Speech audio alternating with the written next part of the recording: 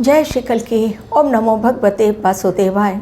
मोदी जी के पास केवल 2 दिन यानी 48 घंटे, लेकिन ये 48 घंटे मोदी जी के लिए बहुत ज़्यादा इम्पोर्टेंट टाइम है।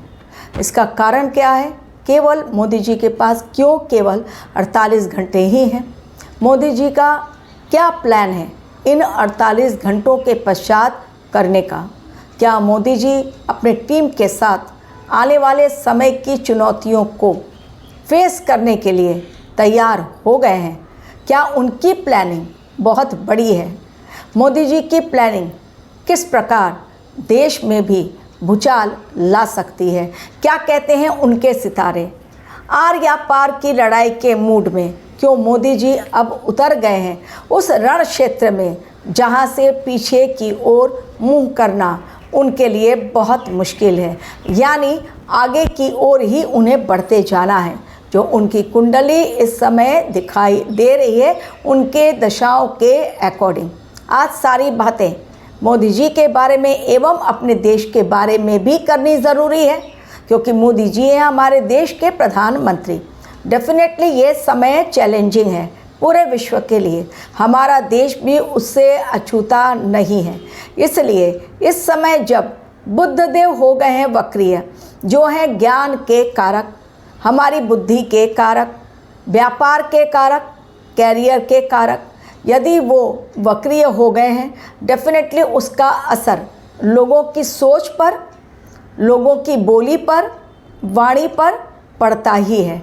किस प्रकार वो भी बताने जा रही हूँ, ताकि मेरी बात और अच्छी तरह आप लोगों के समक्ष क्लियर हो जाए। लेकिन इसके साथ ही इस समय गुरुदेव अस्त हो चुके हैं। प्रत्येक जीव के कारक गुरुदेव, धन के कारक, ज्ञान के कारक, आध्यात्म के कारक, हर चीज़ के कारक, हमारे जीवन में जो भी कुछ अच्छा होता है उन सब के कारक गुरुदेव बृहस्पति इस समय अस्त अवस्था में है। उसकी भी जो उसका प्रभाव है वो भी हमारे जीवन में, मोदी जी के जीवन में, देश पर उसका प्रभाव एवं पूरे विश्व पर पड़ेगा। लेकिन आज केवल अपने देश की बात करनी ज़रूरी इसलिए है क्योंकि 48 घंटों के पश्चात मचेगा वो घमासान, होगा तैयार, है तैयार वो महायुद्ध, जिसके लिए क्या मोदी टीम ने अपने अस्त्र को तैयार कर लिया है।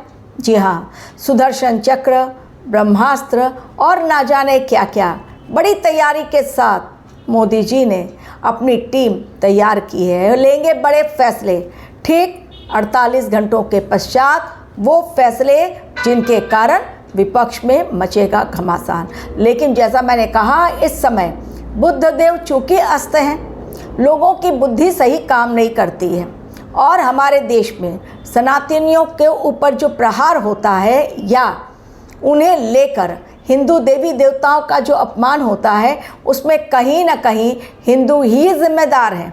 इस्लाम को या मुसलमान को आप बाद में दोष दें, हम बाद में दोष दें तो अच्छा होगा। किस प्रकार मैं बताने जा रही हूँ।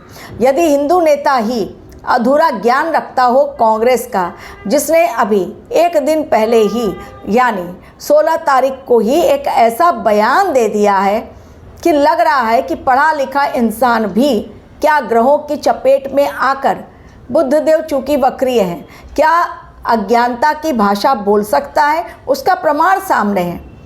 संस्कृत वो भाषा जो सभी भाषाओं की जननी है, संस्कृत से ही हिंदी भी निकली है। संस्कृत भाषा हमारे देश की भाषा है, हमारे देश की संस्कृति है। लेकिन संस्कृत को ही लेकर यदि कहा जाए ये कि विदेशी भाषा है जैसे कि इंग्लिश, तो इसे आप अधूरा ज्ञान नहीं कहेंगे और वक्रीय बुद्ध के कारण ज्ञान पर पर्दा पड़ना, इसे नहीं मानेंगे तो क्या मानेंगे?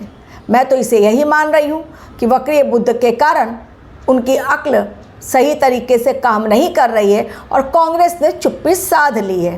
क्योंकि एक ऐसा बयान कि हिंदी और उर्दू ये हमारे देश की भाषा है, लेकिन संस्कृत जो है वो विदेशी भाषा है अंग्रेजी के साथ। एक तो ये बात हो गई। दूसरी बात कि मौलाना ने, वो भी इसी समय बात हुई, मौलाना का वो बयान, अक्सर मौलाना है जब टाइम टू टाइम बयान देते रहते हैं। तो वो बयान श्री कृष्ण को लेकर कि श्री कृष्ण थे मुसलमान और 5 टाइम वो नमाज पढ़ते थे। अब कहाँ से उन्होंने पढ़ लिया और जिस श्लोक का उन्होंने उदाहरण दिया उस श्लोक का मतलब ही कुछ और है, उन्होंने तोड़ मरोड़ कर, क्योंकि बुद्धदेव वक्री हैं तो सही तरीके से लोग अपनी बात को पेश नहीं कर पा रहे हैं, इसलिए उनकी नज़रों में श्री कृष्ण यदुवंशी नहीं बल्कि वो मुसलमान और 5 टाइम के नमाज पढ़ने वाले, और इसलिए श्री कृष्ण को हिंदू देवी देवताओं के कैटेगरी में, भगवान की कैटेगरी में नहीं रखना चाहिए, क्योंकि उन्होंने भी भगवत गीता के उस श्लोक में कहा है कि हे अर्जुन, योगी को कैसा जीवन जीना चाहिए और उन्हें पूरी तरह से योग करना चाहिए और हर उनका जो पार्ट है बॉडी का उन सबको योग करना चाहिए। कुछ अलग बातें वो आप लोग न्यूज़ में देख लें, लेकिन किस तरह की बातें, मतलब मौलाना है तो आप कुछ इस तरह की बातें करेंगे और हमारे देश की संस्कृत भाषा को विदेशी बता देंगे, मतलब कुछ भी बताया जा रहा है। प्लस हैदराबाद में भी एक हिंदू बच्चे को कलमा पढ़ने के लिए न सिर्फ प्रेशराइज किया गया बल्कि उसे घर में होमवर्क दिया गया। तो ये हो क्या रहा है? ये हो इसलिए रहा है क्योंकि हिंदू जागरूक नहीं है। वो हिंदू बच्चा है, मुस्लिम स्कूल में वो क्यों पढ़ने गया? उनके माता पिता ने जब देखा कि दुनिया में क्या चल रहा है हिंदुओं को लेकर, तो क्यों डाला ऐसे स्कूल में? तो यानी हिंदुओं की ही गलती हिंदुओं के विनाश का कारण है। ये जो राम मंदिर में जिन्होंने भी चोरी की वो हिंदू ही है, मुसलमान तो है नहीं। चोरी किया, क्या उन्हें नहीं पता था कि राम जी देख रहे हैं? कि राम जी को पत्थर मान लिया था, भगवान नहीं माना, नाम के कारण केवल तिलक लगाया कि भाई हम राम राम जप रहे हैं, लेकिन राम राम जपने के पीछे छुरा लेकर घूम रहे हैं और अपनी झोली भर रहे हैं, भर भर के प्रॉपर्टी खरीद रहे हैं। वो सारे भी हिंदू ही हैं। तो हिंदू ही हिंदुओं के विनाश का कारण। जब तक ये हिंदू खत्म नहीं होंगे जो कि खुद अपने देश की नींव खोखली कर रहे हैं, तब तक युग परिवर्तन सही मायनों में हो ही नहीं सकता। लेकिन अब आती हूँ मेन मुद्दे पर, क्योंकि आप लोग कहेंगे मैम आप दूसरी बातें करने लगी, तो चलिए बताना ज़रूरी है आप लोगों को कि हमारे देश में हो क्या रहा है।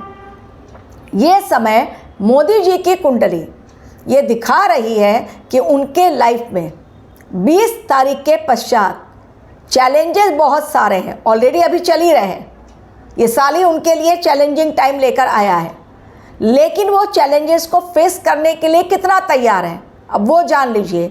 20 जून वो तारीख, 20 जुलाई वो तारीख जब मॉनसून सत्र स्टार्ट होने वाला है।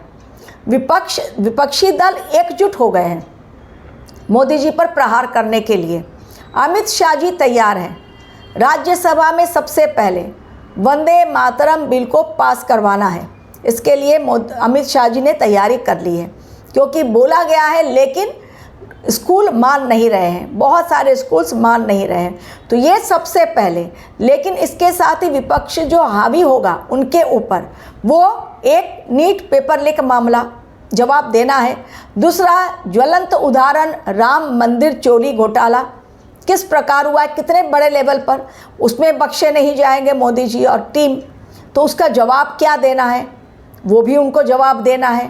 प्लस जो लगातार मंदिरों में घोटाले होते चले जा रहे, केवल राम मंदिर नहीं बल्कि बद्रीनाथ मंदिर में भी हुआ है, तो वहाँ पर प्लस एक और धाम में भी हुआ है, बुटाटी धाम, वहाँ पर भी घोटाला हुआ है। तो इन सब के कारण मोदी जी को तो घेर लिया जाएगा।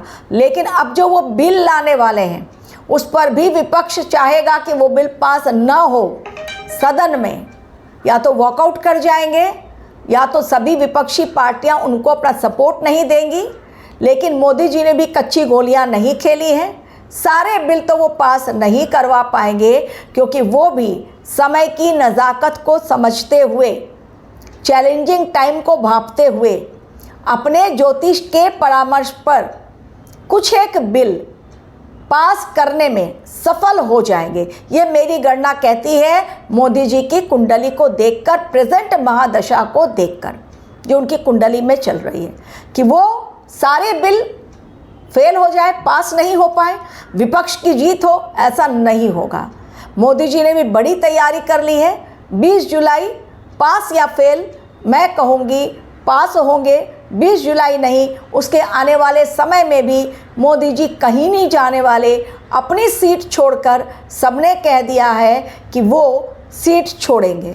वन नेशन वन इलेक्शन की भी तैयारी, उस बिल को लाने की बड़ी तैयारी है ताकि 2029 में हो सके वन नेशन वन इलेक्शन। लेकिन अभी इस बार होगा कि नहीं मैं नहीं कह सकती, लेकिन मोदी जी लाएंगे। बड़े बड़े संशोधन करने वाले हैं संविधान में, कोई सपोर्ट करे या ना करे, लेकिन उन्होंने अपनी तैयारी, कच्ची गोलियां नहीं खेली हैं।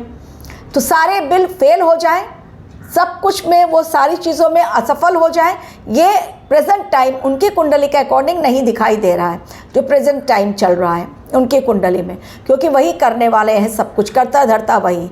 और जो हमारे देश की कुंडली कहती है भूचाल बड़ा, जगह जगह आंदोलन होंगे, जिसमें कांग्रेस है, आम आदमी पार्टी है, बहुत बड़े बड़े आंदोलन, ये अखिलेश यादव हैं, अच्छी तरह हमला बोला जाएगा, तैयारी बड़ी है। ऑलरेडी सोनम वांगचुक देखिए आप तैयारी करके बैठे हैं, भूख हड़ताल, ताकि सरकार को फोर्स किया जा सके शिक्षा मंत्री के रेजिग्नेशन के लिए, जो नहीं होने वाला है। मैंने पहले भी कहा, बहुत सारे बदलाव यानी अपने टीम में वो बदलाव करने वाले हैं, उसका भी बहुत जल्द ऐलान होने वाला है। एवं कई इम्पॉर्टेंट बिल, महिला आरक्षण बिल है और भी कई बिल हैं, वो लेकर आने वाले हैं। तो उन सब की चर्चा मॉनसून सत्र में, लेकिन विपक्ष उनको घेरेगा, जवाब देना उनको पड़ेगा, क्योंकि सरकार वही चला रहे हैं। तो इस समय घमासान मॉनसून की जो बारिश और उपद्रव आप सदन के बाहर देख रहे हैं, उससे कई गुना ज़्यादा भयंकर मॉनसून का असर मॉनसून सत्र में दिखाई देगा। लेकिन हार मोदी की नहीं होगी। कुछ एक बिल हो सकता है वोटिंग उनके अगेंस्ट जाए, लेकिन सारे बिल उनके अगेंस्ट जाएंगे, वो सफल ही नहीं होंगे, ज़ीरो पे आ जाएंगे, ऐसा बिल्कुल नहीं है। तो 20 जुलाई की अग्नि परीक्षा में मुझे दिख रहा है मोदी जी होंगे सफल। Thank you very much for watching my video.